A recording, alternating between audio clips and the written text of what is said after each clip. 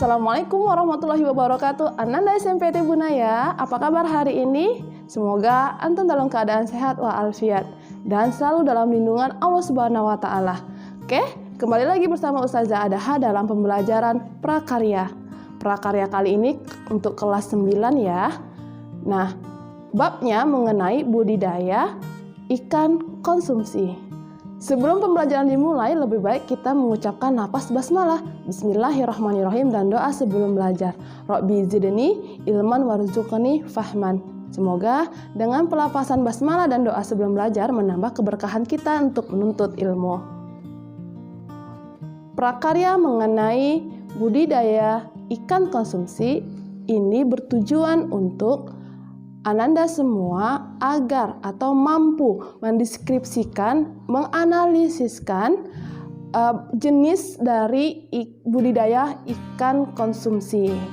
Ikan adalah salah satu jenis pilihan pangan yang baik digunakan oleh tubuh kita atau dikonsumsi oleh tubuh kita. Dan ikan termasuk makanan bahan pangan yang digemari oleh masyarakat Indonesia. Selain kelezatan dagingnya yang dapat diolah menjadi aneka hidangan, gizinya yang terdapat pada ikan tersebut sangat menambah pertumbuhan pada tubuh manusia. Permintaan ikan yang cukup tinggi di dunia, khususnya di Indonesia, membuat usaha budidaya ikan konsumsi sangat menarik untuk dilakukan. Apalagi di masa pandemik seperti ini loh Ananda. Alangkah baiknya daripada antum banyak bermain, lebih baik kita memelihara ikan konsumsi. Pemeliharaan ikan konsumsi kita mulai dari pengertian ikan konsumsi. Ikan konsumsi adalah jenis ikan yang dapat dijadikan bahan pangan bagi manusia. Nah, ikan konsumsi terdiri dari ikan tawar dan ikan laut, atau ikan air tawar dan ikan air laut. Ikan konsumsi dapat ditemui di pasar tradisional maupun modern dengan harga yang bervariasi. Ikan air laut biasanya lebih mahal daripada ikan air tawar. Berbagai kalangan gemar mengkonsumsi ikan. Selain rasanya enak, ikan mengandung aneka gizi yang berguna bagi kesehatan dan stamina tubuh. Berikut aneka gizi yang terdapat pada daging ikan. Nomor 1 yaitu protein. Nah, ikan merupakan sumber protein hewani. Daging ikan lebih mudah diserap dan dicerna oleh tubuh manusia dibandingkan dengan protein hewani lainnya yang seperti daging ayam maupun daging sapi. Ikan sangat baik dikonsumsi oleh siapa saja, misalnya bagi orang yang sedang dalam masa penyembuhan, orang yang sedang menjalani program diet, dan bayi yang pencernaannya belum sempurna. Kandungan protein pada ikan salah satunya adalah taurin, sangat bagus untuk perkembangan sel otak bayi dan balita karena mampu merangsang perkembangan sel atau merangsang pertumbuhan sel, yaitu yang namanya taurin tadi ya. Salah satunya adalah taurin. Nah, kita masuk fungsi yang kedua yaitu lemak tak jenuh. Pertumbuhan tubuh memerlukan lemak tak jenuh. Lemak ini bukan lemak jahat ya teman-teman, yang menyebabkan banyak penyakit yang jika berlebihan dikonsumsi. Lemak tak jenuh berguna menjaga kesehatan tubuh, dan asam lemak jenuh sangat baik dikonsumsi oleh ibu hamil karena meningkatkan pertumbuhan sel otak pada janin, lalu membantu meningkatkan sistem kekebalan tubuh bayi, balita, dan anak dari penyakit, dan meningkatkan kecerdasan. Yang bagian ketiga yaitu vitamin. Vitamin A yang terdapat dalam daging ikan membantu kesehatan mata yang tentunya dapat mencegah dari penyakit mata yang namanya kebutaan. Vitamin D di dalam ikan membantu pertumbuhan tulang sekaligus menjaga kekuatannya.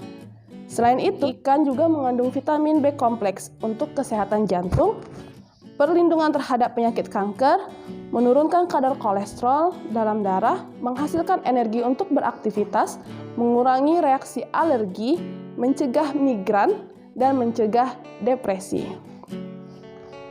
Bagi orang dewasa, daging ikan dapat membantu pencegahan resiko penyakit degeneratif, yaitu penyakit yang timbul karena penuaan. misalnya Alzheimer, Parkinson, dan jantung. Ikan juga mengandung mineral alami yang baik untuk menjaga kesehatan tubuh, teman-teman. Misalnya zat besi pada mencegahnya kekurangan darah dan tekanan darah rendah. Yodium membantu mencegah penyakit gondongan dan meningkatkan kecerdasan. Adapun selenium yang bersifat sebagai antioksidan berguna mencegah kanker, meningkatkan metabolisme tubuh, dan mencegah penyakit usia yaitu seperti lupa. Seng dalam ikan berfungsi sebagai pembentuk enzim dan hormon, serta fosfor yang bermanfaat untuk memperkuat gigi. Nah, itu 4 aneka gizi yang berada pada ikan. Setelah mempelajari pengertian dan 4 aneka gizi pada ikan, kita masuki pembelajaran ragam jenis ikan konsumsi.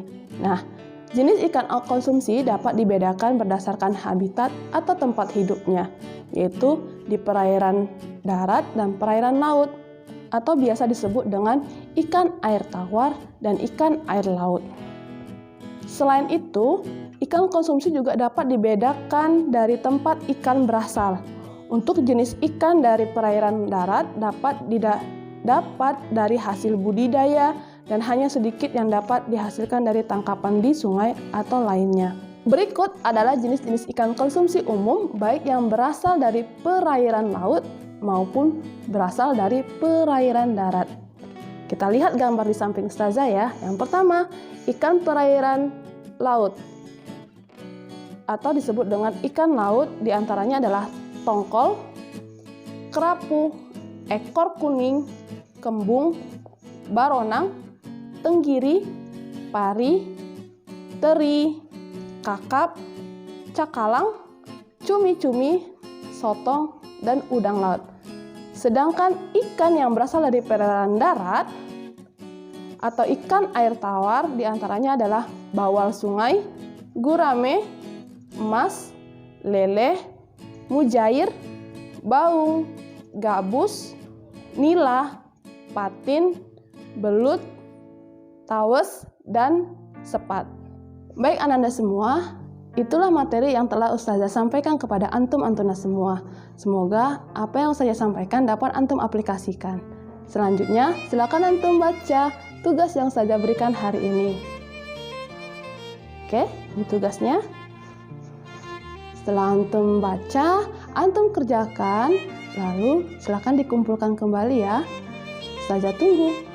Afwa minkum dari Ustazah, kita tutup dengan lafaz hamdalah, alhamdulillahirrabbilalamin, dan doa setelah belajar. Subhanakallahumma wa bihamdika, asyhadu alla ilaha illa anta, astaghfiruka wa atubu ilaik. Assalamualaikum warahmatullahi wabarakatuh.